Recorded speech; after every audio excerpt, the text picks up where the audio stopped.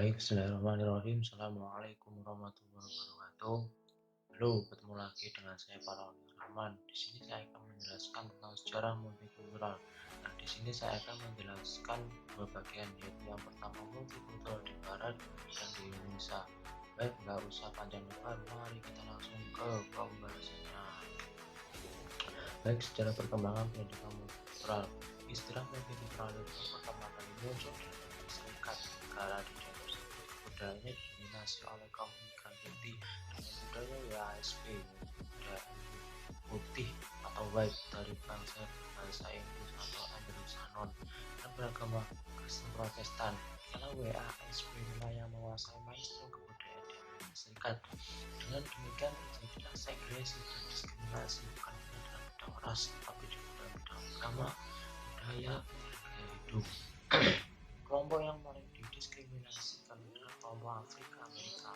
Politik diskriminasi tersebut berlaku pada kelompok non-WASP, yaitu kelompok Indian dan Native America, kelompok Chicano dari negara-negara Latin terutama Meksiko, dan pada akhir abad 20 kelompok Asia Amerika dalam mengadakan kesempatan yang disebut melting pot tersebut telah dikembangkan berbagai praktek pendidikan yang berusaha mengait kelompok-kelompok suku tersebut dalam suatu budaya.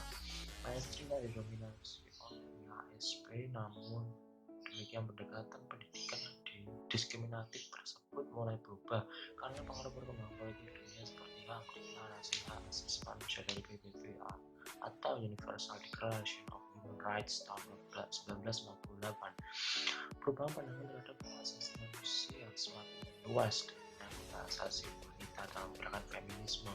Semua pengaruh yang dijelaskan di atas merupakan suatu pendidikan yang ingin membongkar politik segresi tersebut.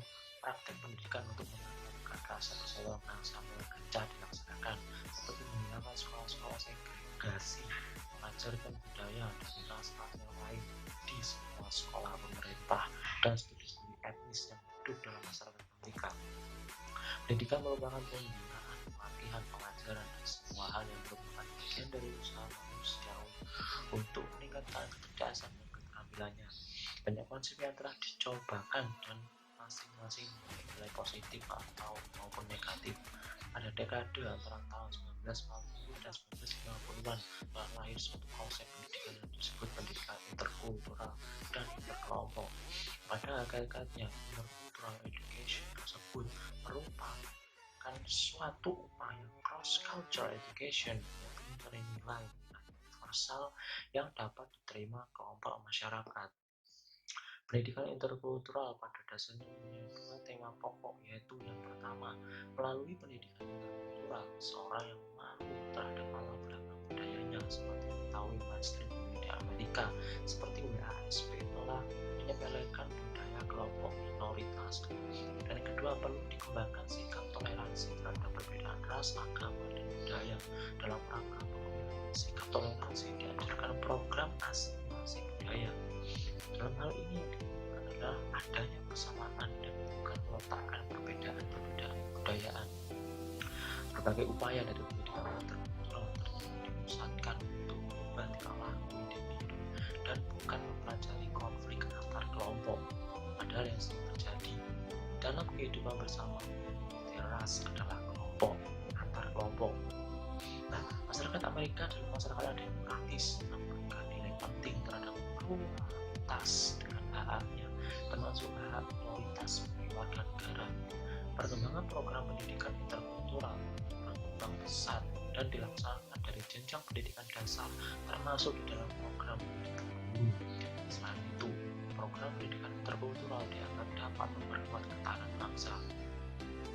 Dalam sejarahnya, pendidikan interkultural sebagai sebuah konsep atau pemikiran tidak muncul dari ruang kosong, namun wacana pendidikan multikultural pada awalnya sangat biasa di Amerika karena punya akar sejarah gerakan hak asasi manusia dari berbagai kelompok yang tertindas di negeri tersebut.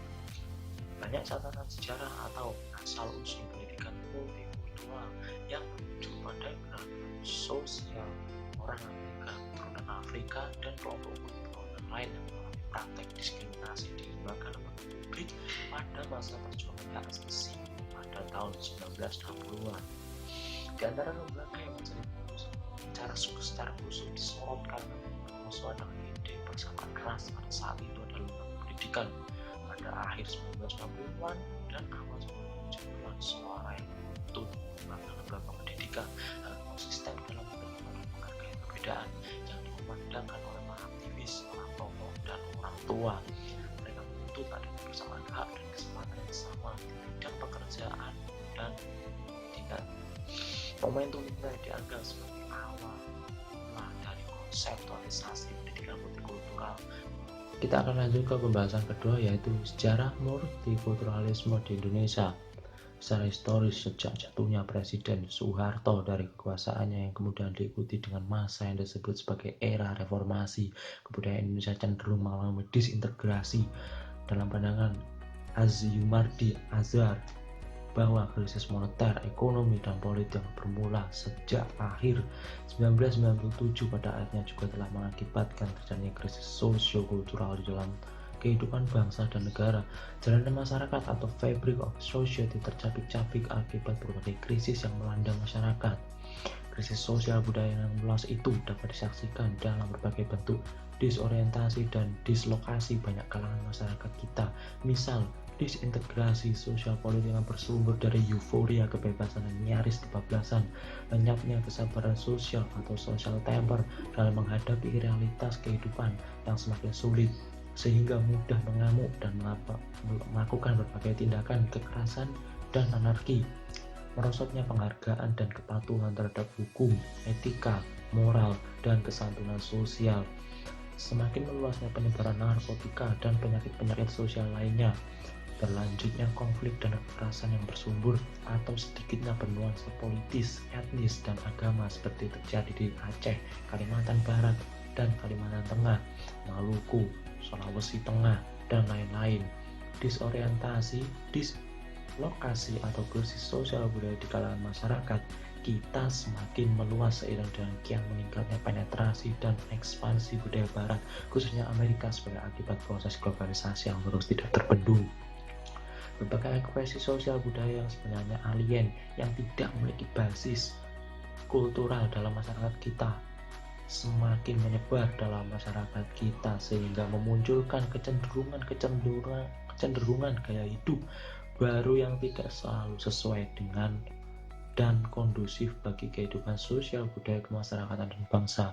Dari berbagai kecenderungan ini, orang bisa menyaksikan kemunculan kultur hybrid, budaya yang campur-campur tanpa identitas di Indonesia dewasa ini. Pada satu sisi, kemunculan budaya hybrid tampaknya tidak terelakkan, khususnya karena proses globalisasi yang semakin sulit dihindari. Tetapi pada segi lain, budaya hybrid apalagi yang bersumber dari dan dominasi oleh budaya luar, karena dominasi dan hegemonik politik, ekonomi, dan informasi, mereka dapat mengakibatkan krisis budaya nasional dan lokal lebih lanjut.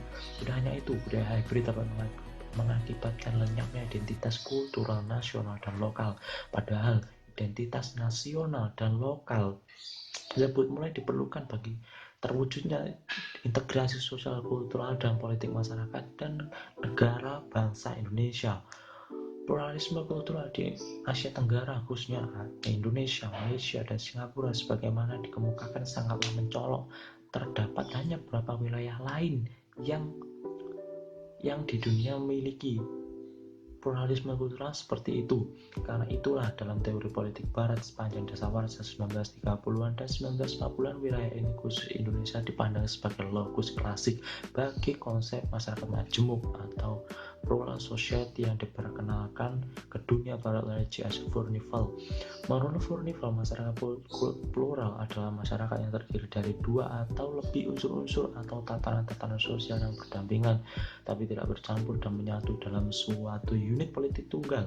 Teori Furnival ini banyak berkaitan dengan realitas sosial politik Eropa yang relatif homogen tapi sangat diwarnai Calvinisme, etnis, rasial, agama, dan gender.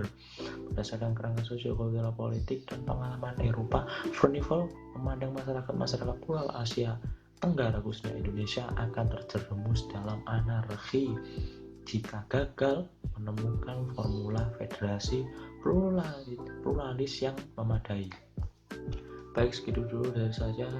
Kurang lebihnya mohon maaf apabila ada salah kata.